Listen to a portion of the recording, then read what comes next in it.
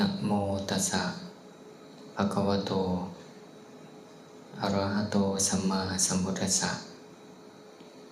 ขอน้อมแด่พระภูมิพระภาคเจ้าซึ่งเป็นผู้ไกลจากกิเลสตรัสรู้ชอบได้โดยพระองค์เองขอน้อมแด่พระธรรมที่พระภูมิพระภาคตรัสมาดีแล้วขอน้อมแด่เราภิกษุสงฆ์ผู้ที่ปฏิบัติดีปฏิบัติตรงทุกๆท่านวันนี้มีพระสูตรที่น่าสนใจนะในบทสูตรเราอาจจะเคยได้ยินนะคำที่องค์สมเด็จสัมมาสัมพุทธเจ้าได้กล่าวบอกว่าจะเป็นก็ว่าสัตว์ทั้งหลายผู้มีอวิชชาเป็นเครื่องกั้นมีตัณหาเป็นเครื่องผูกยอมแลนไปท่องเที่ยวไปกำหนดที่สุดเบื้องต้นเบื้องปลายบ่ได้เมื่อรอชัดผู้มีอวิชชาเป็นเครื่องกั้นมีตัณหาเป็นเครื่องผูกนี้เบื้องต้นก็กำหนดบ่ได้เบื้องปลายก็กำหนดบ่ได้ทั้งหมดเนาะเกิดมาจากการที่เขาทั้งหลายบ่ฮู้ตามเป็นจริงซึ่งอริยสัจก็คือความจริงอันประเสริฐนะเป็นต้นก็อาจจะบ่ได้สร้างเหตุมาเพื่อที่จะฮู้ด้วยฉะนั้นบ่แม่นสัตว์ทุกพวกที่พร้อมจะรับทำจากพระภูมิพระภาคอัตถกถาหรือพ่อแม่ครูบาอาจารย์เพิ่มเราที่4เข้ามาไว้คำว่าบวช3เราในที่นี้เนี่ยบ่ได้หมายถึงความสัวซ่าอีหยังใดบ่ได้หมายถึงความสัวซ่าอีหยัง3เรานี่เป็น3เราที่พระภูมิพระภาคเนี่ยยังคงสามารถพูดได้จึงตัดเรื่องบัว3เราขึ้นมาบัวเราที่1เนี่ยเป็นบัวที่พร้อมที่จะโผล่น้ำรับแค่แสงแดดน้อยเดียวก็โผล่เหนือน้ำขึ้นมาเรียกว่าเป็นผู้ที่ได้ฟังธรรมจากพระภูมิพระภาคในขณะที่ฟังธรรมหลุดพ้นได้เลยนี่คือกลุ่มคนประเภทที่1เรียกว่าบัวที่โผล่พ้นน้ำขึ้นมาเรียบร้อยแล้วนะแต่ว่าประเภทที่2เป็นบัวที่ยังอยู่ในน้ำอยู่แถวระหว่างกลางขึ้นไปหาเถิงฟังธรรมะแล้วเนี่ยยังต้องใส่การไข้ควรได้นะการพิจารณาเนี่ยการไข้ควรและการพิจารณานั้นจะผลักดันให้ทานทั้งหลายเหล่านั้นเนี่ยบรรลุธรรมนะในอัตภาพนั้นๆในภพนั้นๆนะก็คือตอนที่พระภูมิพระภาคเนี่ยเป็นยังมีประสนมาอยู่เนาะในขณะที่เป็นกล่าวธรรมะเนี่ยบางองค์ก็อาจจะยังว่าได้บรรลุในขณะนั้นแต่รอเวลาอย่างบางคนนะฟังธรรมนะจะหลีกเลี่ยงไปประรบความเพียรอยู่บนนั้นก็สามารถบรรลุธรรมได้ฉะนั้นบัวประเภทที่1เพิ่นเอิ้นว่าอุคติตัญญูนะอุคติตัญญูเป็นบัวพ้นน้ำเป็นบุคคลประเภทที่1บุคคลประเภทที่1นี่เนี่ยสร้างสมบุญกุศลเรื่องทานศีลมาเนี่ยนับชาติบ่ได้เลยเป็นกับได้เลยนะกว่าจะมาพร้อมที่จะฟังธรรมและได้รับผลในขณะนั้นนะบ่แม่นธรรมดาบัวประเภทที่2เนี่ยเป็นบัวที่เริ่มนะจะเข้ามาจอหน้าน้ำแต่ว่ายังอยู่ในน้ำอยู่เพื่อเรียกว่าวิปัจจิตัญญูนะวิปัจจิตัญญูที่เป็นบัวพร้อมที่กำลังจะบานในวันต่อๆไปนะก็เปรียบเหมือนกับบุคคลที่มีปัญญาปานกลางฟังธรรมะแล้วเนี่ยอาจจะบ่เข้าใจต้องได้ขยายความเพิ่มนะต้องได้อธิบายขยายความเพิ่มให้จึงค่อยสามารถเข้าใจต่อมาเป็นประเภทที่3เนาะเนยเนี่ยก็หมายถึงบัวกลางน้ำหาใต้น้ำระดับนี้แต่ว่าบ่ได้ติดค้นตมได้บุคคลเหล่านี้ก็พร้อมที่จะฟังธรรมได้พร้อมที่จะรับข้อมูลแต่อาจจะซ่าได้จนขณะที่เขาต้องได้ไปประรบความเพียรนะแต่ว่าบรรลุธรรมได้ในชาตินั้นฉะนั้นคำว่าบัว3เราในที่นี้หมายถึงบุคคลที่พร้อมจะรับการซิดสอนจากพระภูมิพระภาคนะบัวประเภทที่4สุดท้ายเนี่ยเรียกว่าปัฏฐปรมัตถ์เนาะปัฏฐปรมัตถ์นี่เป็นบัวประเภทที่4ซึ่งประเภทที่4นี่เป็นพ่อแม่ครูบาอาจารย์เพิ่มเข้ามาหมายถึงเป็นบัวที่อยู่คิดตกอยู่ยังบ่ได้โผล่หน้าเพิ่นมาเลยหมายถึงยังหนา ชาตินี้ทั้งชาติยังบ่ทันได้บรรลุธรรมได้แต่บ่ได้เสียเปล่าหมายถึงคือตัวอย่างพวกเรามาฟังธรรมในชาตินี้สั่งสมเหตุสั่งสมปัจจัยในอนาคตข้างหน้าบรรลุธรรมแน่นอนเพราะนี่คือเรากำลังสร้างเหตุสร้างปัจจัยฉะนั้นนะการสร้างเหตุสร้างปัจจัยนั้นเป็นเรื่องที่บ่เสียหายแม้ว่าบางคนพระเถระทั้งหลายในครั้งสมัยพุทธกาลเพิ่นก็เคยบวชในศาสนาของพระพุทธเจ้าองค์ก่อนๆก็มีหลายท่านหลายองค์ได้แต่ก็บ่สามารถบรรลุธรรมได้จนมาฮอดศาสนาของพระพุทธเจ้าเฮาเนี่ยจึงค่อยมีโอกาสฉะนั้นการสร้างเหตุสร้างปัจจัยตัวนี้ก็เป็นกุศลนะที่จะนำมาซึ่งมรรคผลในอนาคตข้างหน้าฉะนั้นจึงอยากให้รู้ไว้ว่าคำว่าบัวสำเราของพระพุทธเจ้าหมายถึงบุคคลที่พร้อมจะบรรลุธรรมในชาตินี้หมายถึงบุคคลที่มีเหตุปัจจัยที่สร้างมาดีพอสมควรที่จะให้พระพุทธเจ้าเนี่ยไปโพธิกับเจ้าได้และฟังธรรมจากคนและสามารถบรรลุธรรมได้ในขณะในชาตินั้นสารบัวประเภทที่4เนี่ยอาจจะยังบ่เข้าใจธรรมะในตอนนี้แต่ว่าสร้างอุปนิสัยในอนาคตข้างหน้าก็ได้ดีแน่นอนแล้วเราก็ลองมาฟังรายละเอียดในบทสวดที่บอกว่าสัตว์ทั้งหลายผู้มีอวิชชาเป็นเครื่องกั้นมีตัณหาเป็นเครื่องผูกยอมแล่นไปท่องเที่ยวไปจากภพนี้สู่ภพใหม่บางเทื่อก็แล่นจากภพนี้สู่ภพอื่นบางเทื่อก็แล่นจากภพอื่นสู่ภพนี้เหมือนกับบุรุษโยนกิ่งไม้หรือว่าไม้ค้อนงาไม้ขึ้นถึงฟ้าบางเทื่อก็เอาทั้งกลางตกบางเทื่อก็เอาทางปลายตกบางเทื่อก็เอาทั้งกลางตกลงมาฉะนั้นพวกเขามาทำความเข้าใจอัตถะพยัญชนะเขาว่ามาแล้วเมื่อกี้ตัวแม่บทมันต้องมาทำความเข้าใจอัตถะก็หมายถึงคำอธิบายหรือคำขยายความของคำว่าสัตว์ที่มีอวิชชาเป็นเครื่องกั้นมีตัณหาเป็นเครื่องผูกที่แล่นไปท่องเที่ยวไปนี่หมายความว่าเท่าไหร่เริ่มต้นเรามาทำความเข้าใจเกี่ยวกับคำว่าสัตว์ก่อนคำว่าสัตว์นะตามพุทธพจน์ที่เราได้ยินกันกับว่าสัตตะสัตโตสัตตนังเนาะก็อาจจะได้ยินกันสัตว์ในที่นี้บ่ได้หมายถึงตัวตนที่ถาวรบ่ได้หมายถึงตัวตนที่มีตัวตนที่เป็นตัวตนถาวรที่แล่นจากภพนี้สู่ภพใหม่แล่นจากภพนี้สู่ภพใหม่บ่ได้เป็นลักษณะเช่นนั้นสัตว์หมายถึงหยังหมายถึงขันธ์5ที่ถืออุปทานยึดถือหมายถึงขันธ์5กับอุปทานมันทำงานกันธรรมชาติ2อย่างนี้อาศัยกันและคล้องกันเพราะฉะนั้นจึงเอิ้นว่าสัตว์โดยบทของพระสูตรพระผู้มีพระภาคก็ได้ตัดกับพระอราธะเอาไว้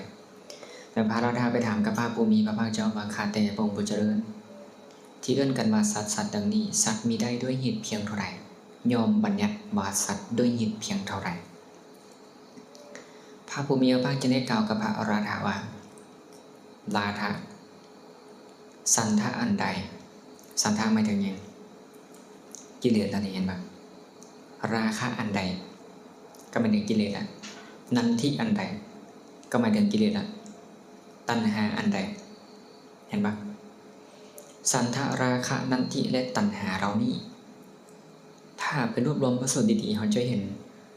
มันอย่างเอื้อนว่าสังโยชน์ก็คือสันทาราคะเห็นปะเนี่ยและมันอย่างเอื้อนว่าอุปทานก็คือสันทาราคะเห็นปะชื่อเอื้อนว่าอุปทานหมายถึงกิเลสนะเครื่องผูกมัดนั่นก็หมายถึงตัวสันทาราคะอยู่ดีแล้วความเพลินใดความเพลินนั่นคืออุปทานนั่นที่ก็เป็นอุปทานอีกฉะนั้นเพียงแค่ข้อเดียวก็สามารถเป็นอุปทานได้อันนี้เขาเข้าใจสั้นกิเลสทุกตัวเป็นอุปทานเป็นอุปทานแล้วอุปทานขันธ์คืออย่างภาษาบาลีใช้คำศัพท์ว่าอุปทานขันโธแปลว่าขันธ์อันเป็นที่ตั้งแห่งความยึดมั่นถือมั่นได้แก่รูปขันธ์เวทนาขันธ์สัญญาขันธ์สังขารขันธ์และวิญญาณขันธ์พระผู้มีพระภาคเจ้าได้ตรัสไว้ในพระสูตรหนึ่งว่ารูปขันธ์เนี่ยเป็นที่ตั้งแห่งสันทาราคะเวทนาก็เป็นที่ตั้งแห่งสันทาราคะนะกิเลสเมื่อจะเกิดก็อาศัยรูปนี่แหละเป็นแดนเกิดอาศัยเวทนาอาศัยสัญญาอาศัยสังขารและอาศัยวิญญาณฉะนั้นเพราะการเกี่ยวข้องกันของธรรมชาติ2อย่างนี้คือสันทะอันใดราคะอันใดนันทิอันใดตัณหาอันใดมีอยู่แล้วในรูปอันใดเวทนาอันใดสัญญาอันใดสังขารอันใดวิญญาณอันใด เพราะการคล้องแล้วเกาะแล้วเกี่ยวข้องกันของธรรมชาติ2อย่างนี้เพราะฉะนั้นจึงเอิ้นว่าสัตว์เป็นบ่ได้บอกว่ามีตัวสัตว์ที่อยู่นอกนี้มันหลงมายึดอย่างแต่อย่างใดเลยในบริบทของพระสูตรนี้ฉะนั้นมีจึงอยากให้พวกเรามาทำความเข้าใจนิยามความหมายคำว่าสัตว์ก่อนว่าสัตว์บ่ได้หมายถึงมีตัวตนที่เป็นตัวตนถาวรของสัตว์ที่แล่นไปแล่นมาเวียนวนอย่างต่างบ่ได้มีลักษณะเช่นนั้นคำว่าสัตว์บ่ได้หมายถึงตัวตนที่ถาวรหมายถึงมีสัตว์ที่มีชีวิตที่เป็นตัวตนที่เป็นถาวรจริงๆที่เอิ้นว่าสัตว์แต่คำว่าสัตว์เนี่ยเป็นสมมุติบัญญัติเพื่อเอิ้นธรรมชาติ2อย่างที่เกี่ยวข้องกันคือกิเลสกับขันธ์5หมายถึงอุปทานกับอุปทานขันธ์ธรรมชาติ2อย่างนี้ยังเชื่อมโยงกันยังเกี่ยวข้องกันเพราะธรรมชาติ2อย่างนี้อาศัยกันก่อกันเกี่ยวข้องกันเพราะฉะนั้นจึงเอิ้นว่าสัตว์แค่นั้นเลยและเมื่อใดก็ตามที่ธรรมชาติ2อย่างนี้ยังคงเกี่ยวข้องกันการอุบัติเกิดขึ้นของน้ำมุกใหม่สืบต่อเนื่องต่อไปก็ยังคงมีเมื่อมีการสืบต่อเนื่องของน้ำมุกใหม่พอมันมีการเกี่ยวข้องกันอย่างนี้เป็นเหตุพระผู้มีพระภาคเจ้าจึงบัญญัติศัพท์เอิ้นสภาวะนี้ว่าสัตว์ที่มีอวิชชาเป็นเครื่องกันมีตัณหาเป็นเครื่องผูกแล่นไปท่องเที่ยวไปเป็นที่ตั้งแต่บ่ได้หมายถึงมีตัวสัตว์ที่เป็นตัวตนอยู่นอกขันธ์5มาหลงมายึดมาเกาะแล้วแล่นข้ามภพข้ามชาติจากภพนี้สู่ภพใหม่ทิ่มขันธ์5นี้แล้วก็ไปเกาะขันธ์5ใหม่อยู่แบบนั้นบ่ได้แม่นในบริบทแบบนี้เฉพาะตามในพระสูตรนี้นะเฉพาะตามในพระสูตรนี้อันนั้นให้เข้าใจในรูปแบบนี้ไว้ก่อนนะที่เหลือไปทำความเข้าใจไปเท่าละเล็กเท่าละน้อยอันนี้มันแค่เริ่มต้นเนาะมันแค่เริ่มต้นฉะนั้นคำว่าสัตว์เนี่ยเป็นเพียงภาษาสมมุตินะที่บอกว่าสัตว์เนาะเป็นต้นที่เป็นเครื่องผูกถือจับถือข้องำด้วยอวิชชาและตัณหามันจึงเป็นเพียงสื่อสมมุติที่เอื้อนกระแสของขันธ์ที่เป็นไปตามเหตุและปัจจัยเท่านั้นอาตมาจะลองยกตัวอย่างคลื่นน้ำเนี่ยบ่ได้มีตัวคลื่นจริงๆนะตั้งแต่ต้นบ่มีคลื่นมาก่อนแต่คลื่นนี้มีขึ้นมาได้เพราะอาศัยลมเป็นแห่งกระเพื่อมนะลมพัดจึงเฮ็ดให้น้ำนี่เนี่ยเป็นคลื่นขึ้นมาแล้วจึงบัญญัติว่าคลื่นเพราะอาศัยน้ำกับลมกระทบกันน้ำนี่เหมือนกับขันธ์5ลมเหมือนกับกิเลสให้เข้าใจว่ามันกระทบกันแล้วไปน้ำกันอ้อยต้อยแล้วไปตามกระแสของลมได้ขึ้นไหมปะไหลไปตามกระแสของลมไหลไปตามหน้าของกิเลสในขณะที่ลมยังพัดน้ำนี่และน้ำนี่ยังคงเป็นคลื่นในขณะนี้ถูกบัญญัติว่าคลื่นแต่ตัวคลื่นจริงๆบ่ได้มีเป็นเพียงภาษาบัญญัติในการเอิ้นคลื่นของน้ำนี่พอเวลามันหายไปเนาะพอเวลามันหายไปหมายถึงว่าลมมันหายไปแล้วคลื่นมันหายไปคำถามคือคลื่นนี้ไปไสคลื่นเป็นเอียงมาก่อนบ่ได้มีคลื่นมาตั้งแต่ต้นแม่นบ่คลื่นมีเพราะเหตุปัจจัยแล้วก็ดับลงเพราะเหตุปัจจัยฉะนั้นคำว่าสัตว์ก็เหมือนกันมีขึ้นมาเพราะเหตุปัจจัยถูกบัญญัติด้วยเหตุปัจจัยบ่ได้มีตัวสัตว์ที่เป็นตัวสัตว์แบบจริงๆที่มีอยู่ก่อนที่เป็นสัตว์ที่คงที่ถาวรที่บ่ตายนะจะบ่ได้มีลักษณะรูปแบบนี้เนาะพอเข้าใจเนาะซึ่งในจุดนี้อาตมาเห็นหลายๆมองได้ขยายความว่ามีตัวเฮาที่อยู่นอกขันธ์5เอิ้นหลายชื่อเนาะบางคนก็ว่าจิตเดิมจิตบริสุทธิ์บางคนก็ว่าเขาคือธรรมชาติหนึ่งหรือว่าเขาคือสัตว์แต่ให้เข้าใจได้คำว่าสิ่งหนึ่งหรือใดก็แล้วแต่ที่สามารถรู้ได้ด้วยขันธ์5และบัญญัติเป็นชื่อได้ธรรมชาตินั้นทั้งหมดอยู่ในสังขตาเลยเนาะแต่นิพพานเนี่ยบ่สามารถบัญญัติอีหยังมันได้เพราะบ่มีหยังให้บัญญัติแค่บัญญัติตามสภาวะที่มันเป็นซื่อๆนะพระเจ้าจึงบ่ไปน้อยหลายนะ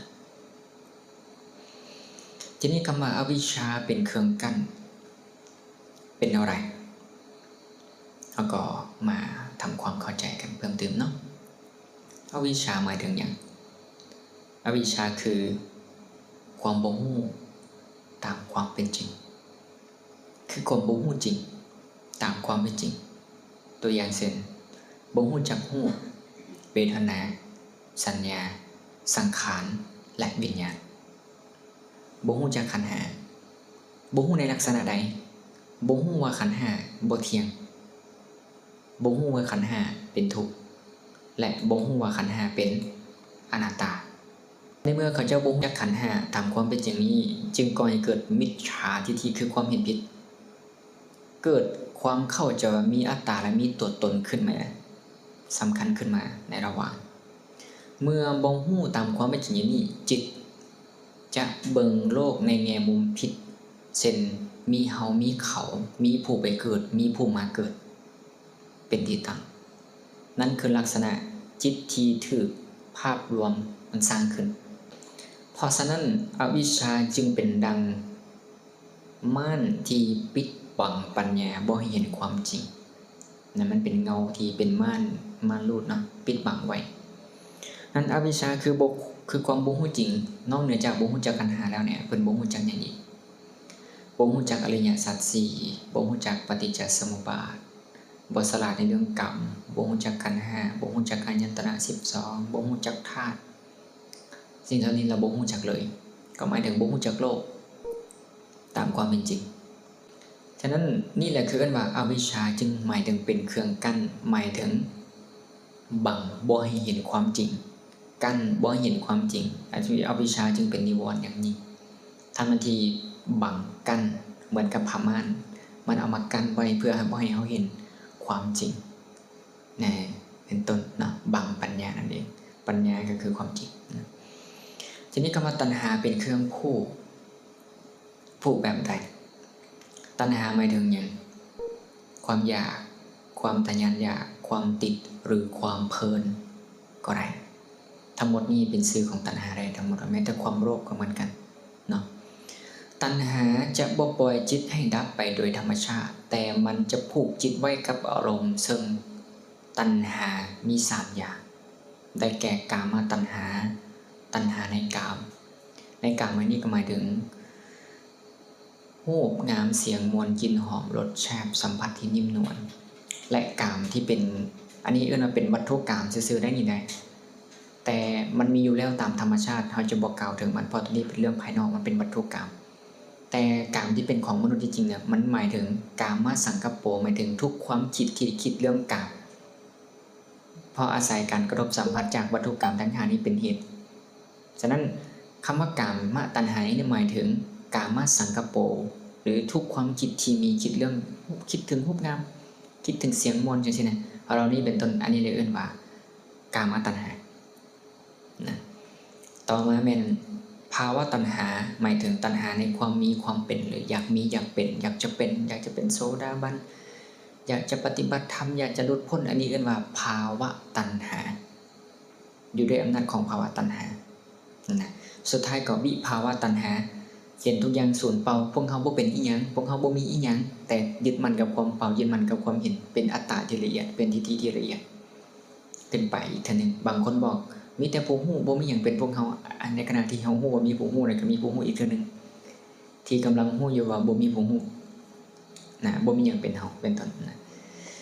จึงเกิดการเกาะพบทุกขณะที่เกิดนะเป็นต้นจิตทุกดวงจึงถูกตัณหาผูกไว้นะถ้าบ่คลายมันระวังไว้ให้ดีๆเนาะในที่นี้หมายถึงว่าสัตว์ที่ยังมีอวิชชาเป็นเครื่องกั้นอยู่ได้เนาะแต่มันก็บ่ได้หมายถึงทุกจิตที่เป็นทุกประเภทมันก็มีจะบางประเภทที่มันสามารถบ่ถูกตัณหาทั้ง3เหล่านี้หรือข้อใดข้อหนึ่งเกาะไว้นะบ่ว่าจะเป็นเราพระอริยะทั้งหลายเป็นต้นนะทีนี้คำว่าแล่นไปท่องเที่ยวไปคำว่าแล่นไปบ่ได้หมายถึงมีตัวตนที่แล่นไปเนาะแต่หมายถึงกระแสของเหตุปัจจัยที่สืบต่อเนื่องกันบ่ขาดสายยกตัวอย่างกระแสของน้ำที่อาตมายกแต่ตอนต้นน่ะถูกลมพัดไปนะไอ้ที่ขณะที่มันแล่นไปเนี่ยบ่ได้มีผู้ใดแล่นได้เพราะตัวขึ้นจริงๆบ่ได้มีแต่มันกำลังมุ่งไปเนี่ยเพราะเหตุปัจจัยที่มันเกิดดับสืบต่อเนื่องกันเฮาเห็นน้ำเป็นคลื่นที่แล่นมาเนี่ยบ่แม่นคลื่นอันเก่าเด้เห็นบ่น้ำใหม่ถูกพัดมาลงเรื่อยๆที่มันเป็นคลื่นเนี่ยมันเอาน้ำเก่าไปเรื่อยเอาน้ำใหม่ไปเรื่อยๆยกระดับแบบนี้อยู่เสมอมันบ่แม่นน้ำจากตัวเก่านะเป็นเพียงคลื่นเนาะที่กระทบขึ้นบ่จะเป็นแปลวไฟก็ได้เวลาเฮาจุดเทียนเนี่ยเทียนมันหุงเห็นป่ะต ตอนที่เฮาจุดไฟดวงทำอิฐ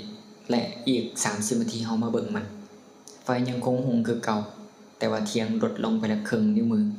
คำถามก็คือว่าไฟตอนนี้เนี่ยที่มันลดมาแล้วครึ่งนิ้วมือเนี่ยกับไฟตอนต้นที่เฮาจุดเนี่ยเป็นไฟดวงเดียวกันบ่แม่นกันบ่แล้วคนละดวงกันบ่ก็บ่แม่นอีกเห็นบ่ก็ไอ้ไฟอันเดียวนี่แหละแต่สิบอกว่าเป็นอันเดียวก็บ่แม่นสิบอกว่าเป็นอันอื่นจากดวงเก่าก็บ่แม่น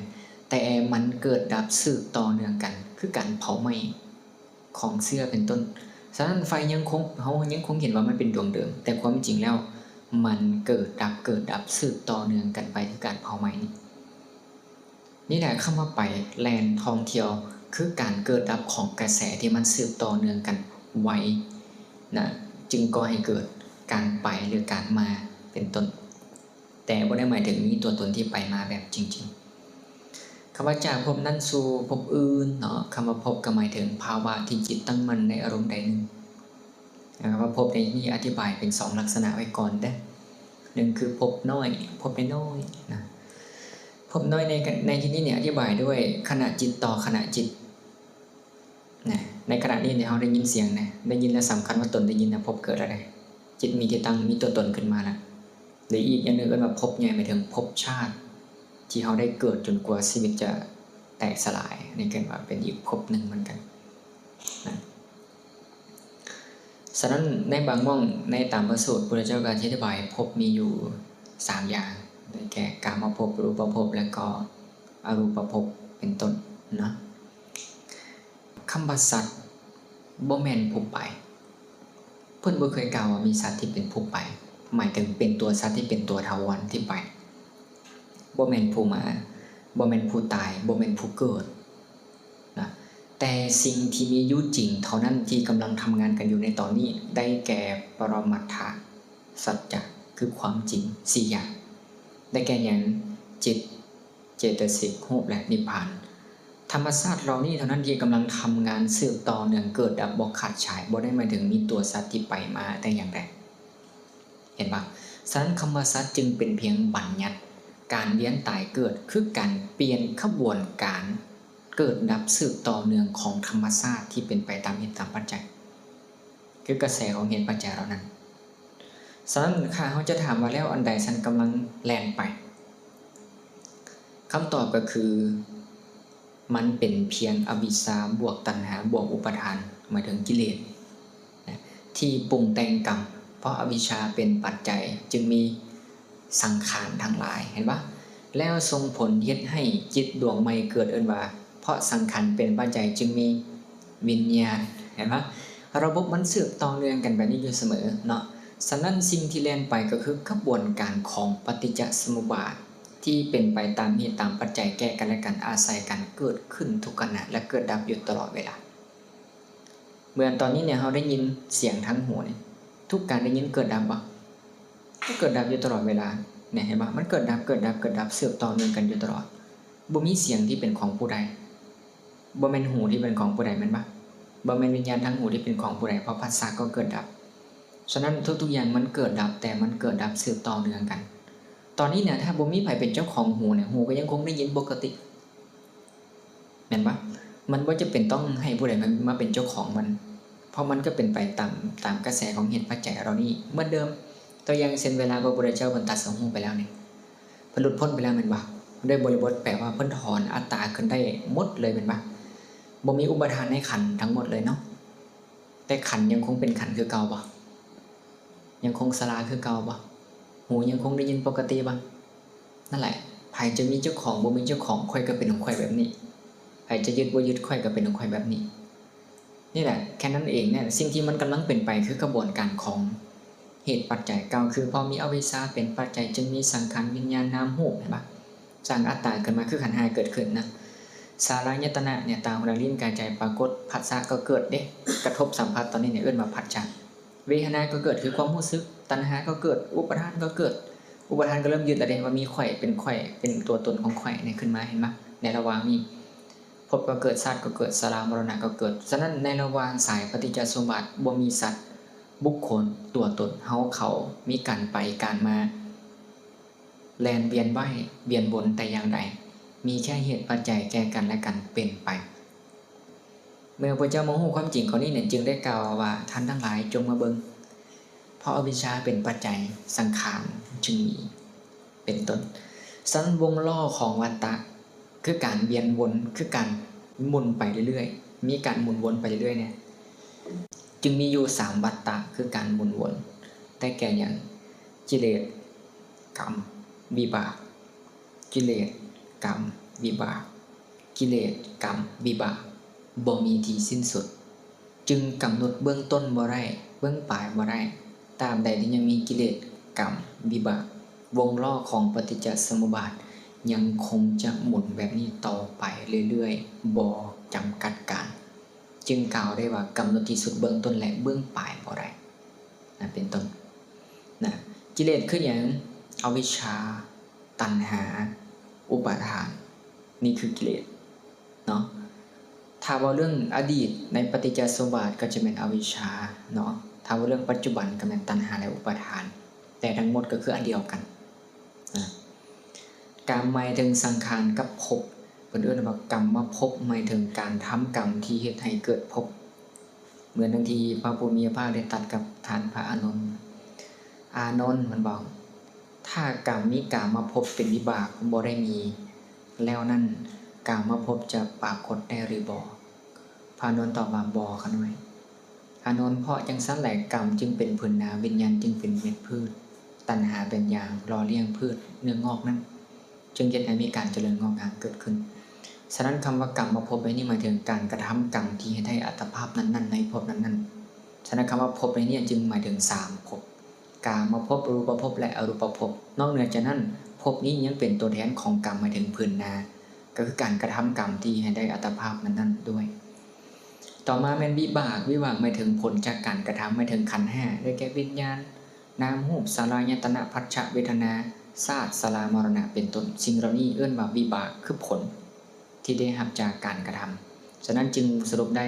วงล้อของปฏิจจสมุปบาทแบ่งออกได้3วัฏฏะคือกิเลสกรรมและก็วิบากนะเพราะฉะนั้นจึงบ่มีตัวตนที่เป็นตัวตนพวกเขาจริงๆอย่างแน่นอนที่แล่นไปมีแต่การสืบต่อเนื่องกันของเหตุปัจจัยบ่มีที่สิ้นสุดเหมือนกับไฟที่มันถูกจุดตราบใดที่ยังคงมีเสื้ออยู่จะบ่มีทางหยุดเผาไหม้และจะบ่มีทางดับลงและการดับของไฟนี่ก็เกิดดับสืบต่อเนื่องกันอยู่แบบนี้บ่ได้มีตัวไฟที่เป็นตัวไฟแบบจริงๆเห็นป่ะฉะนั้นไฟดวงธรรมิตที่จุดกับไฟอีก3เซนติเมตรต่อมาเป็นดวงเดียวกันก็บ่แม่นสิเป็นคนละดวงก็บ่แม่นนะสิเป็นดวงอื่นจากดวงนี้ก็บ่แม่นแต่มันคนละดวงอยู่แล้วเพราะว่าดวงเก่ามันดับแล้วแต่ว่ามันสืบต่อเนื่องกันมานะสืบต่อเนื่องกันมาฉะนั้นจึงบ่ได้มีตัวเฮาที่เป็นตัวเฮาที่เป็นตัวตนถาวรนะจึงสรุปให้เข้าใจง่ายก็คือบ่มีสัตว์ที่เป็นตัวตนถาวรเวียนตายเวียนเกิดในพระสูตรนี้เนาะบ่มีเฮาที่กำลังไปเกิดมีแต่อวิชชาบ่ดับตัณหาบ่ขาดภพบ่จบสิ้นวงล้อของมันก็เลยหมุนไปฉะนั้นสิ่งที่แล่นไปก็คือโมหะคือความหลงหรืออวิชชาและตัณหาคือความอยากที่เป็นแรงผลักดันให้เกิดการทำงานสืบต่อเนื่องกันเกิดขึ้นเมื่อใดอวิชชาดับตัณหาก็จะดับและภพก็จะดับลงเมื่อนั่นการแล่นไปก็ยอมดับแม้แต่ผู้แล่นไปก็บ่ได้มีมาตั้งแต่ต้นเป็นต้นแต่จะแยกระบบให้เฮาเข้าใจลึกขึ้นไปกว่านี้อีกเกี่ยวกับในแง่มุมนี้ต้องเข้าใจความจริงเนาะว่าจิตหรือวิญญาณมันบ่ได้มีดวงเดียวที่แล่นไปที่ท่องเที่ยวไปถ้าเฮาเข้าใจว่ามีสิ่งใดสิ่งหนึ่งที่เที่ยงและเป็นดวงเดียวที่บ่ตายแล่นไปแล่นมาเนี่ยมีโอกาสที่จะตกไปสู่มิจฉาทิฏฐิได้ง่ายบ่จะเป็นสัสสตทิฏฐิคือสำคัญว่าเที่ยงมีสิ่งหนึ่งที่เที่ยงฉะนั้นสิ่งที่เราต้องตั้งต้นและทำความเข้าใจอันดับแรกเลยเนาะต้องทำความเข้าใจดังนี้ก่อนว่าอันนี้สำคัญหลายเด้อจื้อไว้ให้ดีๆเลยเนาะบ่เฝ้าเสืออีกด้วยนะพิจารณาไปด้วยความเข้าใจผิดที่เราต้องตัดทิ้งออกไปก่อน1 เข้าใจว่าบึกคิดว่าเฮาที่กำลังปฏิบัติมีเฮาที่ปฏิบัติแท้บ่ตัวเฮาที่เป็นตัวผู้ปฏิบัติมีแท้บ่เนี่ยตัวนี้ต้องตัดออกไปก่อน2จิตแท้คือนิพพานเพราะตอนนี้มีโอกาสจะเข้าไปสู่ทิฏฐิว่าเที่ยงได้เหมือนกันนะหรือเข้าใจว่าความเข้าใจของเฮาคือการคิดถูกเมื่อคิดถูกก็คือการเข้าใจ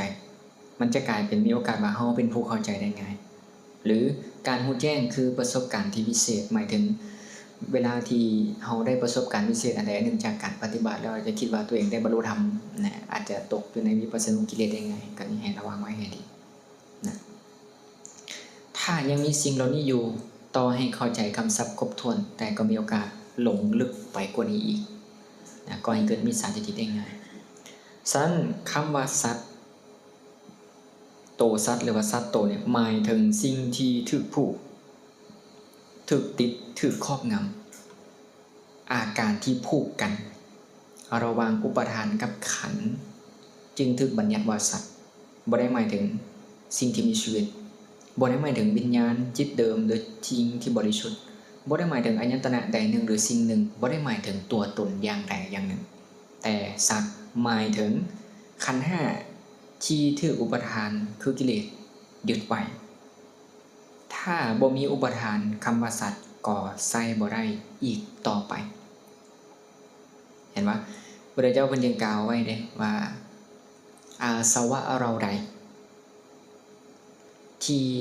มีอยู่แล้วในรูปเวทนาสัญญาสังขารวิญญาณจะบัญญัติตถาคตเป็นอย่างใด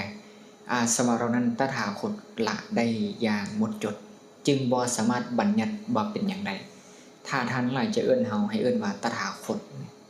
ในพระสูตรนี้เนี่ยมีพราหมณ์ไปถามพระพุทธเจ้าว่าข้าแต่พระองค์ผู้เจริญว่าซั่นเนาะพระองค์เป็นมนุษย์หรือนี่พระเจ้าบอกพราหมณ์เฮาบ่ได้เป็นมนุษย์ดอกพระองค์เป็นยักษ์บ่พระองค์เป็นนาคบ่พระองค์เป็นคนทันบ่พระองค์เป็นเทวดาบ่เนี่ยพระเจ้าก็ปฏิเสธว่าเฮาบ่ได้เป็นเพราะว่าอาสวะทั้งหมดเหล่านั้นที่จะบัญญัติให้เป็นอย่างนั้นมันบ่มีแล้วหมายถึงอุปทานคือกิเลสบ่มีในขันธ์ยังเหลือแต่ขันธ์ที่เป็นขันธ์แบบดั้งเดิมที่ยังคงทำงานปกติและเกิดดับเปลี่ยนแปลงปกติดังนี้เป็นต้นเนาะพอเข้าใจเนาะนะต่อมาเป็นอวิชชาเนาะคือความบ่ฮู้ตามความเป็นจริงมันยังปิดบังความจริงและอวิชชาต้องเข้าใจได้มันจะเฮ็ดหน้าที่4อย่างในจุดนี้เนาะเฉพาะในแง่มุมนี้ที่อาตมากำลังจะกล่าวเนี่ยมันจะเฮ็ดหน้าที่4อย่าง1เฮ็ดให้เห็นสิ่งที่บ่เที่ยงเฮ็ดให้เห็นสิ่งที่บ่งามว่างามเฮ็ดให้เห็นสิ่งที่เป็นทุกข์ว่าเป็นสุขและเฮ็ดให้เห็นสิ่งที่บ่แม่นตัวตนว่าเป็นตัวตนเนี่ยมันทำหน้าที่4อย่างนี้มันจึงปิดกั้นความจริงให้แก่เฮาแบบเสมอทุกครั้งที่เฮาเห็นเนี่ยเฮาจะเห็นว่างามจะเห็นว่าเที่ยงจะเห็นว่าเป็นตัวตนจะเห็นว่าสุขเสมอเห็นป่ะมันกั้นทันทีเลยเนาะนี่คือเครื่องกั้นบ่ให้เห็นความจริงของธรรมชาติเราเท่านี้ก็คือธรรมชาติเรานี่ที่บ่เที่ยงเป็นทุกข์บ่งามเป็นอนัตตาเนี่ยมันคือขันธ์5ก็ได้อายตนะก็ได้ธาตุก็ได้แม่นบ่ปฏิจจ์ก็ได้ตัวเนี้ยคือระบบตนธรรมฉะนั้นจุดที่อันตรายที่สุดก็คือฮู้ว่าบ่มีตัวตนแต่ยังรู้สึกว่ามีอันนี้น่ะเป็นสิ่งที่อันตรายต้องระวังไว้เนาะบางคนฮู้แล้วว่าบ่มีหยังเป็นเฮาแต่ว่าเลิกๆในความรู้สึกยังคิดว่ามีเฮาอยู่ตัวนี้การเจนให้ลงไว้ได้หลายขึ้นก็ให้เห็นอนัตตาต่อไปเนาะวิธีการแก้บ่ให้หลงนะถ้าเข้าใจแบบนี้เนาะเอิ้นว่าเข้าใจด้วยความคิดแต่สัญญายังหลงนะเป็นต้นเพราะฉะนั้นให้ระวังให้ระวังวิปลาสทั้ง3อย่างนะคืออย่างสัญญาวิปลาสไปจำว่าผิดนะสัญญามันจะพาให้เฮาหลงได้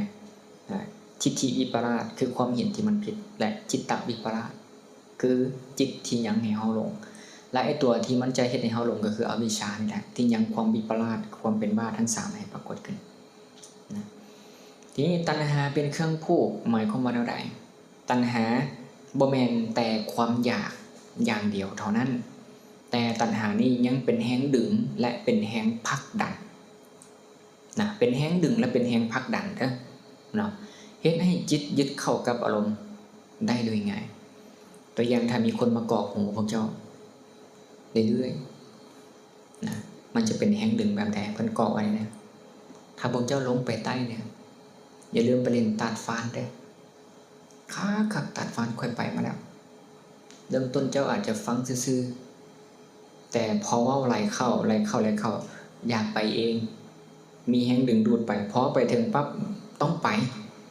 ตัณหาเริ่มแห้งขึ้นเรื่อยๆฉะนั้นนอกจากจะความอยากแล้วมันยังเป็นแห้งพักดันให้เฮาไปดึงดูดให้เฮาไปด้วยแล้วมันจึงพักดันทรงจิตให้กระทบกับอารมณ์แล้วก็ไปตามอารมณ์แบบนี้ไปเรื่อยๆนะฉะนั้นให้เฮาเข้าใจว่าถ้ายังอยากเท่ากับยังผูกยิ่งอยากยิ่งผูกนะต้องหมดอยากจังค่อยคลายผูกเพราะตัณหามันทำหน้าที่ผูกในเวลาพวกเขาปฏิบัติเนี่ยยิ่งบอกยิ่งอยากปฏิบัติยิ่งอยากลดพ้นยิ่งผูกให้แน่นขึ้นนะเป็นต้นเนาะฉะนั้นให้เข้าใจว่าตัณหามันเป็นเครื่องผูกแบบนี้นะต่อมาเนี่ยการแล่นไปหมายถึงอันใดตัวนี้เป็นใจความสำคัญที่พวกเราต้องทำความเข้าใจมันบ่มีไผแล่นไปแม่นบ่นะบ่มีอันใดเคลื่อนที่แต่สิ่งที่กำลังเป็นอยู่ตอนนี้คือเหตุผลและก็ผลนะตัวอย่างแปลวไฟคืออาตมาบอกไว้อาศัยเสื้อนะเป็นเหตุเป็นปัจจัยก็เกิดดับสืบต่อเนื่องจนเฮาแนมเห็นว่ามันเป็นดวงเดียวแต่ความจริงมันเกิดดับอยู่ตลอดเวลาสิ่งที่สืบต่อเนื่องคืออวิชชาบ่เคยดับและตัณหาบ่เคยขาดสายสังขารที่ยังคงปรุงจึงมีความรู้สึกว่าเฮากำลังปฏิบัตินั่นแหละคือกระแสมันกำลังแล่นอยู่กระแสของปฏิจจสมุปบาทสายเกิดมันยังคงทำงานฉะนั้นอาตมาจึงได้กล่าวไป2 วันที่ผ่านมาว่าเรื่องจุติจิตนะจุติแปลว่าตายหรือว่าดับหมายถึงวิญญาณหรือจิตในอัตภาพนั้นดวงสุดท้ายดับลงเปิ้นเอิ้นว่าจุติจิตและอุบัติจิตหมายถึงจิตดวงใหม่เกิดในอัตภาพใหม่ในภพใหม่ฉะนั้นเจนมือเบื้องซ้ายเนี่ยเป็นจิตดวงเดิมมือเบื้องขวาเป็นจิตดวงใหม่จิตมันเกิดดับอยู่ตลอดเวลาดวงหนึ่งเกิดดวงหนึ่งดับฉะนั้นจิตดวงนี้ดับในอัตภาพสุดท้ายตายลงดับลงปั๊บส่งผลให้ในจิตดวงใหม่เกิดทันทีในอัตภาพใหม่ทันทีบ่มีเวลาบ่มีข้อต่อดับเกิดดับเกิดดับเกิดฉะนั้นเราจะเห็นข้อต่อใน2มือในระหว่างนี้เนี่ยตัวนี้ดับและตัวนี้เกิดมีอย่างเคลื่อนที่มาบ่ระหว่าง2ตัวนี้มีอย่างแล่นไปมีอย่างแล่นมาบ่มีแต่ว่าไอ้จิตดวงเก่าเนี่ยมีแรงผลักดันด้วยความอยากจึงส่งผลเฮ็ดให้เกิดจิตดวงใหม่ด้วยอำนาจเป็นวิบากนะเป็นผลฉะนั้นจึงมีแต่เหตุและผลที่ยังคงทำงานและเกิดดับสืบต่อเนื่องกันไปบ่ขาดสายเป็นแรงผลักดันแก่กันและกันนะเป็นต้นก็เลยเป็นในลักษณะเช่นนี้เนาะฉะนั้นมันบ่ได้มีผู้ใดแล่นไปแล่นมาไปเกิดแต่พระเจ้าใช้คำศัพท์ว่ามีแล่นไปแล่นมามันเป็นภาษาเว้าเพื่อที่จะอธิบายเหตุปัจจัยในการบอกไปเกิดแล่นไปแล่นมาคันถ้าบ่ใช้คำศัพท์ว่าแล่นไปแล่นมาคนทั้งหลายในโลกนี้จะเข้าใจว่าเด็กน้อยในครรภ์เกิดเองพอมันอุบัติเกิดขึ้นมาเนี่ยอุบัติแปลว่าเกิดขึ้นมาจะเข้าใจว่าเด็กน้อยเนี่ยเกิดขึ้นมาเองบ่มีเหตุบ่มีปัจจัยนักขึ้นไปอีกฉะนั้นเมื่อการความเห็นผิดเหล่านี้จึงใช้คำศัพท์ว่าแล่นไปแล่นมาแต่คำว่าแล่นในนี้บ่ได้หมายถึงมีอันใดที่แล่นจริงๆหมายถึงเหตุปัจจัยที่มันผลักดันแก่กันและกันให้เกิดจิตดวงใหม่ขึ้นไปเรื่อยๆแค่นั้นแต่ในปัจจุบันนี้ในสังคมที่กำลังเข้าใจกันว่ามีผู้แล่นจริงๆมีผู้ท่องเที่ยวจริงมีผู้ไปผู้มาจริงๆทุกดวงจิตที่ดับและทุกดวงจิตที่เกิดมีเฮาเสมอแม่นบ่ดวงจิตใหม่ตัวนี้ก็มาเฮาเป็นผู้ได้ยินดับไปแล้วได้ยินใหม่อีกก็บอกว่าเฮาเป็นผู้ได้ยินมีเฮาที่เป็นตัวเฮาเสมอเพราะจิตเกิดดับไปหลายและอนุสัยที่เป็นเฮาเนี่ยมันฝังแน่นมายาวนานเป็นต้นนะจะต้องให้ทำความเข้าใจในจุดนี้เพิ่มเติมอีกนะทีนี้คำว่าพบในที่นี้เนาะพบก็บ่ได้หมายว่าชาติหน้าอย่างเดียวนะบ่ได้หมายถึงชาติหน้าอย่างเดียวพบหมายถึงที่ตั้งของจิตนะในการอุบัติในที่นั้นหมายถึงนามรูปก็ได้เนาะจึงได้อธิบาย2ลักษณะอาตมาจะอธิบาย2ลักษณะไว้ว่าพบคือขณะปัจจุบันนี้หมายถึงจิตที่ตั้งมั่นกับอารมณ์ใดหนึ่งแล้วสำคัญว่ามีตนในอารมณ์นั้นตนเป็นคนอยากมีอัตตามีตัวตนพบชาติเกิดขึ้นมาอย่างต่อเนื่องทันที ในอารมณ์นั้นและก็ดับพร้อมทุกการเกิดก็เป็นแบบนี้เสมอและก็ภพอีกอย่างหนึ่งก็คือหมายถึงเป็นภพนะคือการสืบต่อเนื่องของภพเป็นจำนวนหลายนะก็คือภพใหญ่ๆกามภพรูปภพเป็นต้นนะฉะนั้นทุกครั้งที่จิตเป็นผู้เบิ่งมันมีความสำคัญว่าเฮาเป็นผู้เบิ่งในขณะที่จิตกำลังเบิ่งคือจิตที่รู้แจ้งอารมณ์พบเกิดละมันเป็นที่ตั้งของมันขึ้นมาในลักษณะเช่นนี้นะฉะนั้นหลายๆคนจึงคิดว่าผู้รู้เนี่ยเป็นของดีในขณะที่ตอนนี้เนี่ยเฮากำลังรู้ว่าสิ่งทั้งปวงกำลังทำงานคิดว่าผู้รู้นี่คือของดีโดยที่หารู้บ่ว่าผู้รู้เนี่ยคือภพที่ละเอียดถ้าไปยึดกับผู้รู้คิดว่าผู้รู้คือตนเนี่ยนะกลายเป็นภพขึ้นมาทันทีเลย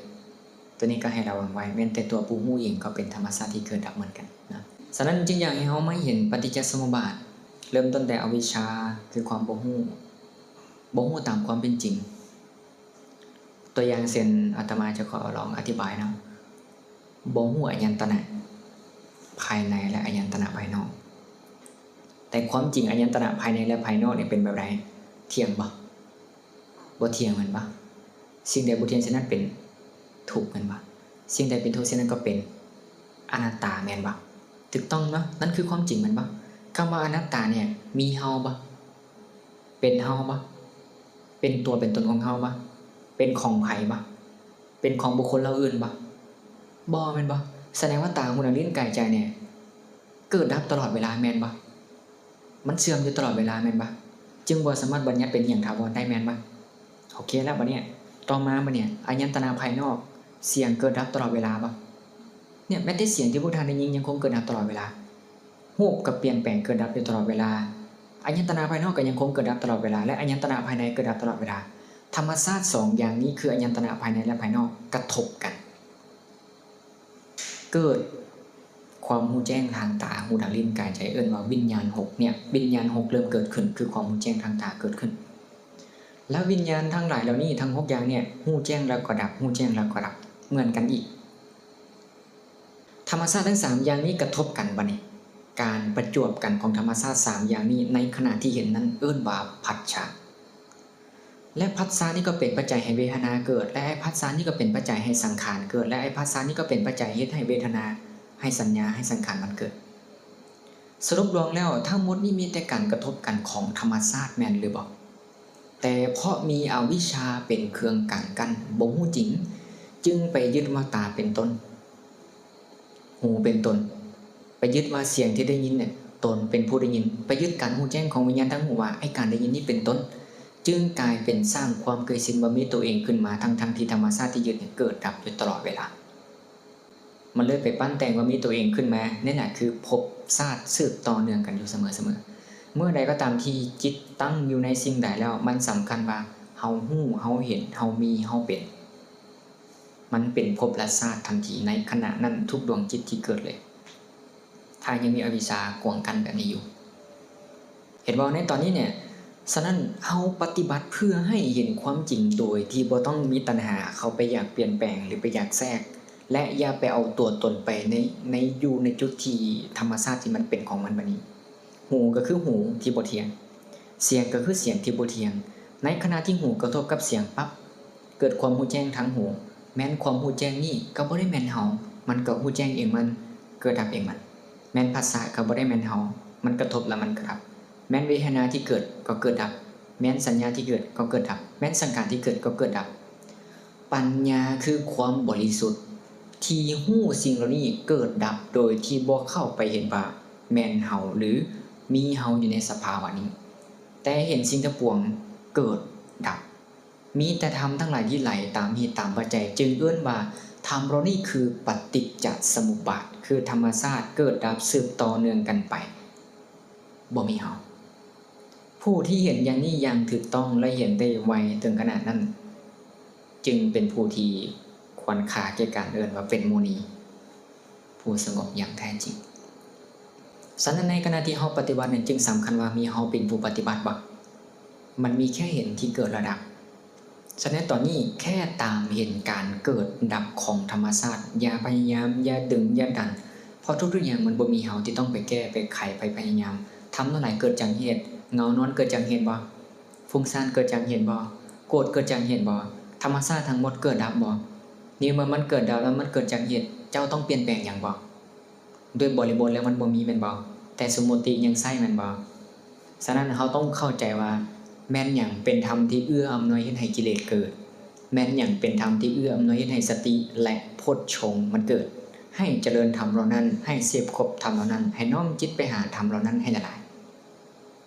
แล้วมันจะคลายมันจะละเองมันโดยธรรมชาตินั้นกิเลสบ่ได้มีไผเป็นผู้ละมันละ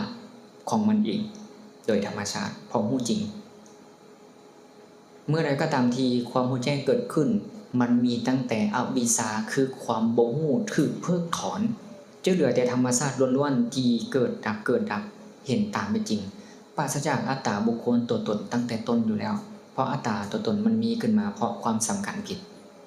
จึงบ่มีตัวตนที่ต้องไปละตั้งแต่ต้นเห็นปะมันมีความละเอียดขึ้นหลายกว่าเก่าอยู่ได้เนาะต้องเห็นตามเป็นจริงฉะนั้นพระเจ้าบอกเห็นแค่เห็นมีแค่เห็นที่เกิดเลยครับ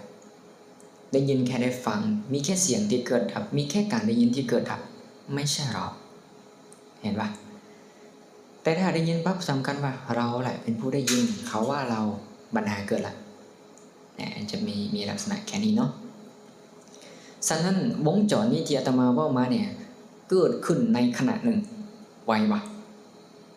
อธิบายตั้งแต่อวิชชาคือความโมโหเนี่ยจนมาฮอดว่าเฮาได้ยินเนี่ยแบบเกิดดับหลายรอบแล้วไวขนาดเลย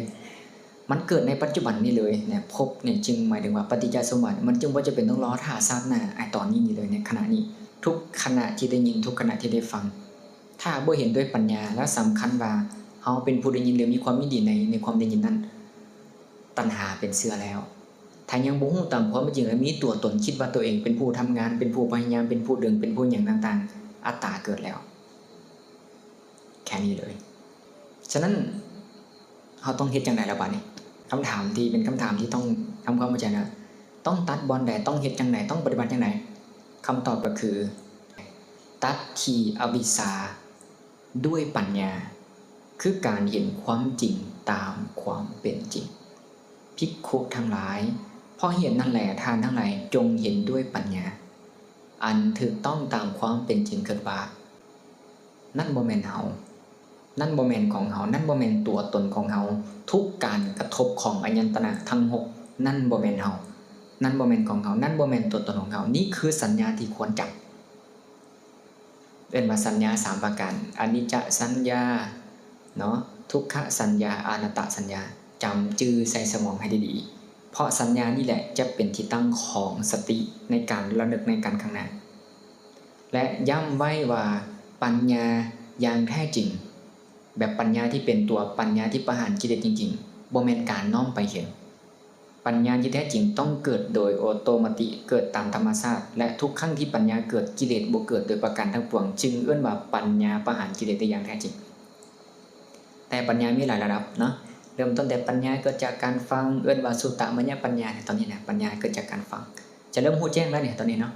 และก็จินตมัญญปัญญาจินตะหมายถึงจินตนาการหมายถึงการไข้ควรการพิจารณาตามการคิดตามเป็นต้นเนี่ยเขาเริ่มคิดตามเขาเริ่มเห็นภาพอันนี้เอื้อนว่าเป็นจินตมัญญปัญญาฝึกไอ้2อย่างนี้เรื่อยๆแล้วมันจะกลายไปสู่เป็นอาหารแล้วเป็นรอเลี้ยงจนไปฮอดปัญญาประเภทที่3เอื้อนว่าปหานะปัญญาเป็นต้นทุกการรู้แจ้งที่เกิดขึ้นจะบ่มีตัวตนโผล่เลยและกิเลสจะบ่เกิดโดยประการทั้งปวงเห็นปะฉะนั้นปัญญานั่นคือเนาะคืออันใดปัญญาที่เห็นตามความเป็นจริงนะเห็นขันธ์เท่ากับนามและรูปฉะนั้นนามรูปปริเฉทสิ่งที่ต้องเข้าใจอันดับแรกไปแยกรูปแยกนามให้ได้ก่อนเห็นปะว่ามันยังคือรูปมันยังคือนามถ้าตัวอย่างว่าเรื่องอายตนะเนี่ยอายตนะทั้ง6เนี่ยมันยังคือรูปมันยังคือนามและนอกเหนือจากจะเห็นแบบนี้แล้วต้องเห็นว่านามรูปนี้เกิดและดับบ่มีหยังดำรงอยู่ได้อย่างถาวรเกิดและดับอยู่เสมอเนาะเห็นว่าบ่มีเฮาบ่มีสัตว์บ่มีบุคคลอยู่ในขันธ์5อยู่นอกขันธ์5หลงในขันธ์5ยึดขันธ์5เกาะขันธ์5บ่มีขันธ์5เพราะสิ่งเหล่านี้มันเป็นภาษาบัญญัติสมมุติ เอิ้นและใช้กันในโลกเท่านั้นนะเห็นแต่ธรรมชาติที่เป็นไปตามเหตุตามปัจจัยญาณระดับนี้ที่เห็นระดับนี้เนี่ยคือพระโสดาบันแล้วนั่นนี่นะเห็นปะเริ่มเข้าใจตามความเป็นจริงเห็นว่าบ่มีผู้เสพเห็นว่าบ่มีผู้ปฏิบัติบ่มีผู้บรรลุบ่มีผู้ได้นิพพานบ่มีผู้อยู่ในนิพพานบ่มีผู้ไปนิพพานเพราะนิพพานมันบ่ถึงได้ด้วยการไปเนาะถ้ายังมีผู้เห็นหรือยังมีผู้อยู่โดยประการทั้งปวงทุกกรณีถ้ายังมีผู้อยู่เท่ากับยังบ่ถึงจุดหมายถือว่ายังหลงอยู่นะเป็นต้นฉะนั้นนิพพานคืออันใดกันแท้นะเป็นสิ่งที่พวกเราต้องทำความเข้าใจนิพพานบ่แม่นภพบ่แม่นจิตเดิมแท้หรือจิตที่เที่ยงที่บริสุทธิ์ที่บ่ตายบ่แม่นผู้ฮู้ที่เป็นผู้ฮู้ถาวรหมายถึงเป็นอมตะหรือเป็นนิรันดร์บ่แม่นความว่างแบบศูนย์เปล่าแบบบ่มีอีหยังนะบ่แม่นความใสบริสุทธิ์บ่มีหยังเจือปนบ่มีที่ตั้งบ่มีสถานที่บ่มีธาตุดินน้ำไฟลมทั้งหมดเหล่านี้บ่มีในที่นั้นความสว่างความมืดความกว้างความยาวความสั้นการไปการมาการจุติการอุบัติการเคลื่อนสิ่งต่างๆบ่ปรากฏในสภาวะนั้นนั่นแหละเอิ้นว่านิพพานเห็นปะฉะนั้นนิพพานจึงหมายถึงสิ่งหนึ่งนะหมายถึงสิ่งที่ดับเนาะบ่เหลือแบบถึงบ่มีอีหยังต้องไปบ่มีอีหยังต้องเป็นบ่มีอีหยังต้องเหลือให้ดับพอดับก็คือดับเป็นต้นจึงสรุปได้ว่าบ่มีสัตว์ที่เป็นตัวสัตว์จริงๆที่เป็นตัวตนที่เที่ยงแท้ล่องลอยจากภพนี้สู่ภพอื่นตามภาษาที่พุทธเจ้าเว้าแบบมีตัวตนล่องลอยแบบนั้นบ่แม่นเนาะแต่ว่าไอ้ล่องลอยเนี่ยจากภพนี้สู่ภพอื่นเนี่ยหมายถึงกระแสปัจจัยมันสืบต่อเนื่องกันเกิดขึ้นเหมือนอาตมาบอกจิตดวงนี้ดับจิตดวงใหม่เกิดพอเหตุปัจจัยจากจิตดวงเดิมแล้วสืบต่อเนื่องกันไปแบบนี้เรื่อยๆบ่มีเฮามีแต่หลงว่ามีเฮาเข้าใจปะบ่มีเฮาที่เป็นตัวเฮาจริงๆมีแต่หลงว่ามีตัวเองแค่นั้นเองนะบ่มีจิตเดิมแท้บ่มีผู้ปฏิบัติบ่มีผู้บรรลุมีแต่เหตุที่ดับและผลที่บ่เกิดนั่นคือปฏิจจสมุปบาทคือธรรมชาติที่อาศัยแล้วเกิดขึ้นดังนี้เป็นต้น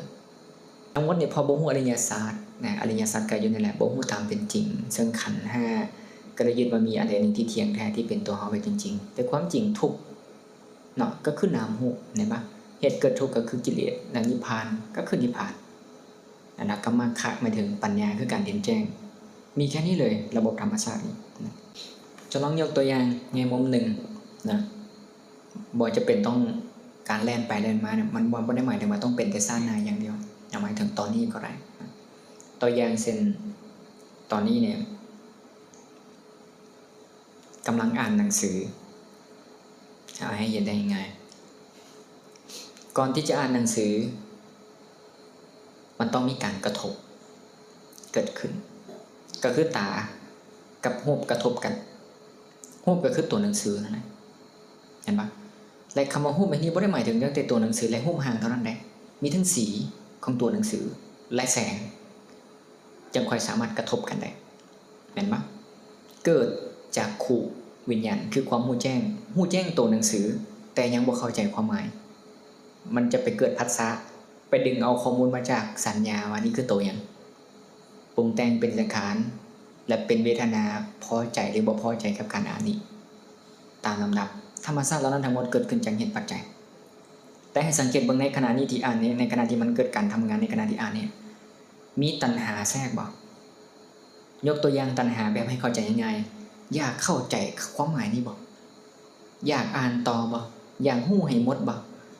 นั่นแหละเกิดอุปทานตามมาคำว่าเกิดอุปทานหมายถึงหยังอุปทานนี้มันเริ่มสำคัญตอนไหนวะเฮากำลังเรียนธรรมะเฮากำลังฟังธรรมะเฮากำลังเข้าใจธรรมะเฮากำลังอ่านธรรมะมีเฮาในความรู้สึกว่าเป็นเฮาอุปทานเกิดละในขณะที่อ่านหนังสือนั้นเห็นปะพบเกิดทันทีพบหมายถึงผู้ฮู้ผู้ศึกษาผู้ปฏิบัตินี่คือพบเพราะว่า จิตมีที่ตั้งมีสถานที่มีที่อ้างอิงมีฐานนั่นแหละคือการแลนไปแล้วรอบหนึ่งในขณะหนึ่งเราดับลงแล้วก็อ่านต่อไปแล้วก็เกิดดับเกิดดับเกิดดับนี่แหละวงล้อของมัน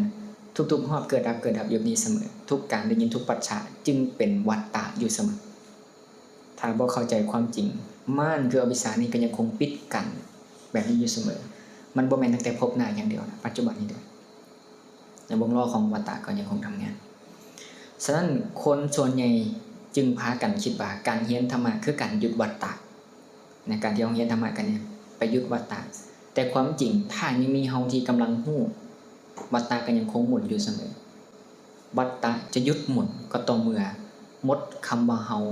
ไปเกี่ยวข้องกับวงล้อนี้ไอ้วงล้อนี้ก็ยังคงเป็นไปของมันอยู่แต่บ่มีเฮาที่เกี่ยวข้องกับวงล้อนี้อีกแล้วบ่อยากเปลี่ยนแปลงบ่อยากมีบ่อยากเปลี่ยนตัณหาทั้งหมดถูกถอนลงบ่เข้าไปสำคัญว่าเฮาต้องพยายามต้องเฮ็ดต้องมีต้องเป็นต้องดับอีหยังมีแค่ธรรมชาติคือวงล้อนี้เกิดขึ้นตั้งอยู่ดับไปด้วยเหตุปัจจัยเท่านั้นคือการเห็นด้วยปัญญาแบบนี้นะเป็นต้นฉะนั้นจึงอยากจะแนะนำตัวอย่างเวลาเราปฏิบัติเอามรรคปฏิปทานึงเนาะเอาสุดท้ายตัวอย่างอานาปานสติหลายคนเจริญอานาปานสติเนี่ยอาตมาก็เห็นเจริญหลายได้แต่คันถามว่าเข้าใจบริบททั้งหมดที่พวกเราว่ามาแต่ตอนต้นเนี่ยจะเกิดความผิดพลาดจากการปฏิบัติอานาปานสติแทนที่จะเป็นไปเพื่อละอัตตาแต่เป็นการเพิ่มอัตตาขึ้นมาแทนสร้างอัตตาขึ้นอยู่ทุกขณะอาตมาจะขอยก5จุดผิดพลาดของการเจริญอานาปานสติที่เกือบพลาดทุกคนเกือบพลาดทุกคนก็ลองมาเบิ่งตัวเองได้ที่เขาว่าไปลองพิจารณาตามนะลองใครควรตามเบิ่งว่าตัวเองเคยเป็นวันนี้หรือบ่เนาะระดับที่1เฮาเบิ่งลมหายใจเนาะสำคัญว่าตนเป็นผู้เบิ่งลมหรือหู้ลมในขณะนี้นี่เนี่ยเท่ากับเพิ่มอัตตาเห็นปะบ่แม่นการละอัตตาเมื่อมีผู้เบิ่งพบเกิดแล้วเห็นปะกลไกที่อยากจะให้เข้าใจก็คือลมหายใจเนี่ยมันคืออารมณ์มันคือรูปธรรมชาตินี่เกิดดับต่อมาแม่นเฮาหมายถึงผู้เบิ่งหมายถึงนามธรรมชาตินี่ก็เกิดดับฉะนั้นมันมีแค่รูปและนามนี่ยังคงทำงานกันอยู่ธรรมชาติเหล่านี้คือธรรมชาติที่ถูกฮู้กับธรรมชาติที่เข้าไปฮู้มันเกิดรับอยู่ตลอดเวลาแต่เขาบอกว่าเขานี่แหละเป็นผู้เบิ่งเอาลมหายใจนี่คือจุดผิดพลาดระดับที่1นี่คือพบโดยกองนะยังวันได้กล่าวถึงอัตตาที่ละเอียดเลยซ้ำนี้ก็ไปบ่รอดละติดอยู่กับระบบนี้เลยนะเป็นอย่างคนซึ่งเนี่ยจึงบ่เห็นว่าตัวเองพลาดเพราะไปติดกับตำราและตัวหนังสือคิดว่าตัวหนังสือว่าเฮาเป็นผู้มีสติหายใจเข้ายึดไอ้คำว่าเฮานี่นะเฮานี่เป็นโบราณเป็นภาษาเว้าที่ครูบาอาจารย์ให้เฮาน้อมเอาไปปฏิบัติแต่เฮาไปจับเอาคำว่าเฮาเป็นผู้เบิ่งลมเนี่ยไปด้วยแต่ความเป็นจริงเขาต้องเห็นว่าทิ้งทั้งปวงมันเป็นอนัตตามันบ่มีเฮาแล้วเฮาสิเป็นผู้เบิ่งลมได้เท่าใดต้องแยกให้ได้ว่าสิ่งที่ฮู้ลมตัวนี้คือนามเนี่ยมันบ่แม่นฮู้จังซี่นะต้องแยกให้ได้แบบนี้นะเฮามีสติอยู่ตัวนี้เนาะเฮามีอารมณ์กรรมฐานเฮามีจิตฟุ้งซ่านเฮามีจิตสงบทุกขณะอารมณ์ที่เกิดยึดเป็นกูทั้งหมดเลยมีตัวตนทั้งหมดเลยแล้วบอกว่าปฏิบัติเพื่อละอัตตาเป็นการเพิ่มอัตตาเนี่ยนี่ให้ระวังไว้ฉะนั้นพระพุทธเจ้าเนี่ยเพิ่นเบิ่งลึกขึ้นไปกว่านั้นนะเมื่อมีความสำคัญว่าเฮาเป็นผู้เบิ่งมันก็เท่ากับมีภพฉะนั้นสิ่งที่ต้องเห็นนะบ่แม่นแก้ไขได้บ่แม่นไปเปลี่ยนแปลงอีหยังแต่เป็นการเห็นอย่างถูกต้องอย่าไปสร้างตัวเองขึ้นมาอย่าเป็นผู้เบิ่งแต่เห็นว่าความเป็นผู้เบิ่งก็เป็นสภาวะหนึ่งที่เกิดดับแค่ฮู้และเห็นว่ามันเกิดดับอย่าสำคัญว่าตนเป็นผู้ฮู้เป็นผู้เบิ่งมีแค่เข้าใจว่าฮู้เกิดดับนะพระเจ้าจะบอกเห็นแค่เห็นได้ยินแค่ฟังรู้สึกแค่รู้สึกรู้แจ้งแค่รู้แจ้งแม้นความรู้แจ้งคือปัญญากายาวาเป็นต้นเพราะความรู้แจ้งนั้นก็เกิดดับทุกสภาวะเกิดดับแค่นี้เลยตามเป็นการเกิดดับของสภาวะนั้นๆอย่าไปเปลี่ยนอย่าไปแก้ไขอย่างมันเนาะจุดพลาดระดับที่2ฮู้ลมหายใจต่อเนื่องว่าดีบางคนอยู่กับลมต่อเนื่องแล้วมันดีนะติดกับความสงบอันนี้เรียกว่าติดกับสังขารมันปุ่งต่อเนื่องสมาธิก็เป็นสังขารป่ะปิติปราโมทย์สุขต่างๆก็เป็นสังขารแต่ว่ามันจะติดให้ระวังให้ดีเนาะฉะนั้นจิตมันเริ่มจะเกาะกันต่อเนื่องขึ้นนะจิตมันจะเริ่มเกาะกันต่อเนื่องขึ้น บ่ได้เกาะที่ล้มดอกแต่มันเกาะอยู่ความบ่ขาดตอนและเฮาที่เป็นคนฮู้ว่ามันต่อเนื่องและยินดีกับความบ่ขาดตอนนั้นนี่คือปัญหาใหญ่แทนที่จะเห็นด้วยปัญญาแต่ว่าถ้าจะเจริญเอาสมถะให้เจริญแบบนี้ก่อนเด้อเอาความต่อเนื่องไปก่อนเรื่อยๆภายหลังได้ความสงบดีๆเป็นสมถะและจิตอ่อนควรแก่การงานบ่คิดหลายแล้วมันบ่ฟุ้งซ่านแล้วเนี่ยให้มาเห็นการเกิดดับความบ่เป็นเฮาเนี่ยจะเห็นได้ง่ายขึ้นนะฉะนั้นสังขารทั้งหลายเนี่ยมันก็เป็นเพียงกระแสของเหตุปัจจัยแล้วก็เกิดดับเหมือนกันฉะนั้นจุดที่คนส่วนใหญ่มักหลงก็คือสมาธิคิดว่ามันดีมาหลงกับสมาธิแต่บ่ได้หมายความว่าสมาธิบ่ดีได้ดีตามภาษาที่พระเจ้าบอกว่าให้เฮามีเพราะจิตที่มันสงบแล้วเนี่ยมันจะน้อมไปสู่การเห็นธรรมได้ง่ายแต่คนส่วนใหญ่จะติดกับความสงบและอยากได้แต่ความสงบเวลาไปปฏิบัติก็อยากได้แต่ความสงบและความสุขอันนี้เป็นว่าติดตัวนี้ให้ระวังไว้บ่เผลอบ่หลงบ่ลืมนะละเอียดขึ้นปราณีตขึ้นสิ่งเหล่านี้จะเป็นสิ่งที่ให้เราพลาดท่าได้ง่ายนะคิดว่าตัวเองบ่เผลออารมณ์แล้วก็สำคัญว่าตัวเองบ่เผลอตัวเองคิดได้ดีตัวเองปฏิบัติได้ดีละเอียดขึ้นอย่างนี้เป็นต้นฉะนั้นเห็นบ่เฮาปฏิบัติได้ดีค่อยได้ปฏิบัติค่อยนั่งคักขนาดเลยเมื่อกี้นี้มีอัตตาอยู่เสมอป่ะมีเสมอป่ะทุกๆการกระทำเลยนะฉะนั้นติดกับความต่อเนื่องก็เท่ากับติดสังขารนะสิ่งที่ต้องเห็นบ่แม่นการเฮ็ดให้ต่อเนื่องแต่เห็นว่าความต่อเนื่องเองก็เป็นธรรมชาติที่ถูกปรุงและแตกดับเป็นขณะความต่อเนื่องในที่นี้เนี่ยเป็นสภาวะที่จิตบ่ค่อยไปเกิดกับสภาวะอื่นมันเกิดแต่กับลมมันเกิดดับอยู่ตลอดเลยแต่มันทุกครั้งที่มันเกิดมันจะน้อมมาหาลมเสมอมันจึงเกิดการต่อเนื่องขึ้นมากลายเป็นสมาธิพอจิตตั้งมั่นคือหัวลมเดียวคือลมแต่บ่ได้หมายความว่ามันบ่เกิดดับมันเกิดดับทุกการหูทุกขณะที่ลมเข้าลมออกคือความต่อเนื่องเห็นป่ะมันเกิดดับอยู่ทุกขณะเลยฉะนั้นสิ่งที่เราต้องเห็นก็คือเห็นความต่อเนื่องว่ามันเป็นสิ่งที่แตกสลายมันเป็นเพียงกระแสนะเห็นลมที่บ่ได้เป็นเส้นนะบ่มีอันใดไปเกาะอยู่กับลมมีแค่ลมที่ถูกหูและลมก็เป็นธรรมชาติที่เกิดดับมีแต่ธรรมชาติที่หูลมแม้ธรรมชาติที่หูลมก็เกิดดับบ่มีผู้ใดอยู่เบื้องหลังที่เห็นการทำงานเหล่านี้มีแต่ธรรมชาติเหล่านี้ที่เป็นไปนะดังนี้เป็นต้นจุดที่3อุปมาติดอยู่กับเวทนาคือสุขที่ละเอียดเนาะก็คือเวทนาเวลามันปรากฏเกิดขึ้นเวลาเราได้สมาธิเนาะสุขเนาะเสียใจให้ระวังไว้สุขนี่นะบ่ตื่นเต้นแต่เนียนละเอียดเย็นนี่คือความสุขขเวทนาขั้นสูงซึ่งอันตรายกว่าสุขที่หยาบหลายนะสัญญาณว่าเริ่มหลงคือหยังบ่อยากนิ่งบ่อยากติงบ่อยากเปลี่ยนท่ารู้สึกว่าแบบนี้ดีแล้วเริ่มติดละเริ่มหลงละเริ่มมีอัตตาขึ้นมาละเนี่ยสัญญาณง่ายๆให้เข้าใจว่านี่มีอยู่บ่เวลานั้นเกิดอาการใช่เนาะสิ่งที่ต้องเห็นก็คือบ่แม่นทำลายความสงบที่เกิดขึ้นเท่านั้นแต่ให้เห็นว่าแม้ความสงบเองก็เป็นเวทนาชนิดหนึ่งซึ่งเกิดแล้วก็ดับตั้งอยู่แล้วก็ดับถ้ายังพักอยู่กับความสงบยังยินดีกับความสงบและพอใจอยู่ก็ยังบ่พ้นนะตัวนี้ให้เข้าใจเส้นนี้ไว้เนาะต่อมาระดับที่4คือมีผู้ฮู้ที่บ่คิดผู้ฮู้ก็เท่ากับอัตตาที่ละเอียดคือด่านที่นักปฏิบัติขั้นลึกตกลงหลายที่สุดเลยก็คือหยังความคิดเกิดดับความหมู่ยังอยู่แต่เห็นว่ามันเกิดดับเราเริ่มเห็นธรรมชาติเกิดดับแต่ยังมีความรู้สึกเห็นมันอยู่ว่ามันเกิดดับจิตตั้งฐานว่ามีแต่ผู้ฮู้ล้วนๆเห็นอย่างก็มีแต่ผู้ฮู้ล้วนๆจะเห็นธรรมชาติทางนอกนี่เกิดดับและมีแต่ผู้ฮู้ล้วนๆบ่นี่แหละที่อันตรายที่สุดเพราะมันจะติดตัวผู้ฮู้และคิดว่าผู้ฮู้บ่ตายจึงกลายเป็นจิตเที่ยงและเนี่ยจิตออกจากขันธ์5จิตเป็นธรรมชาติบริสุทธิ์อย่างต่างเป็นผู้ฮู้ที่บริสุทธิ์จะกลายเป็นหลุดพ้นทันทีแต่ว่าอัตตาเป็นอัตตาดวงใหม่เกิดขึ้นแล้วพอมีศูนย์กลางในการรับรู้อันตรายที่สุดเลยนะฉะนั้นในขณะที่มันบ่ฟุ้งมันปรุงนะ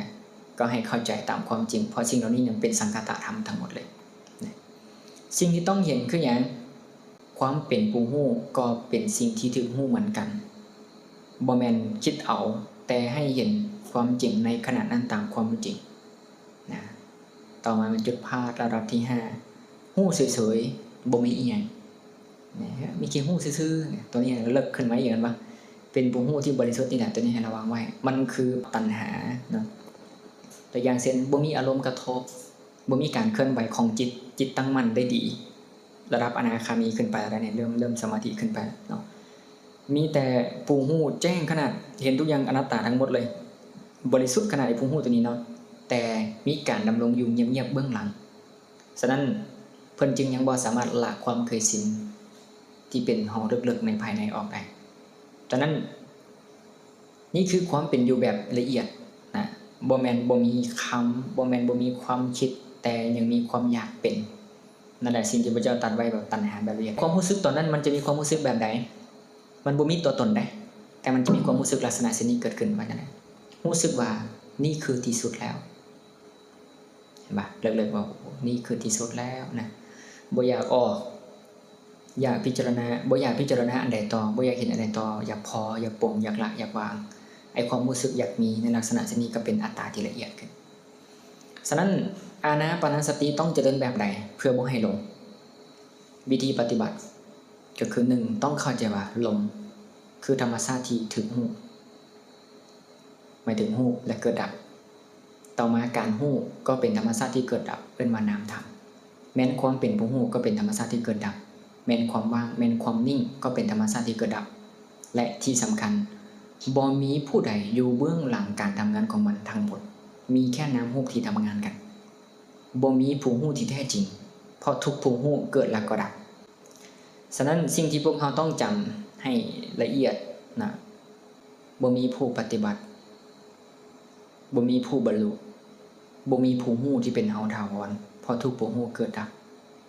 บ่มีไผต้องพยายามต้องละต้องตัดต้องหยังเพราะทุกอย่างเกิดแล้วก็ดับตัวอย่างตอนนี้เวลาเกิดความบ่พอใจเกิดขึ้นความโกรธแม่นบ่สิ่งที่ต้องกำหนดคือหยังความโกรธเกิดแล้ว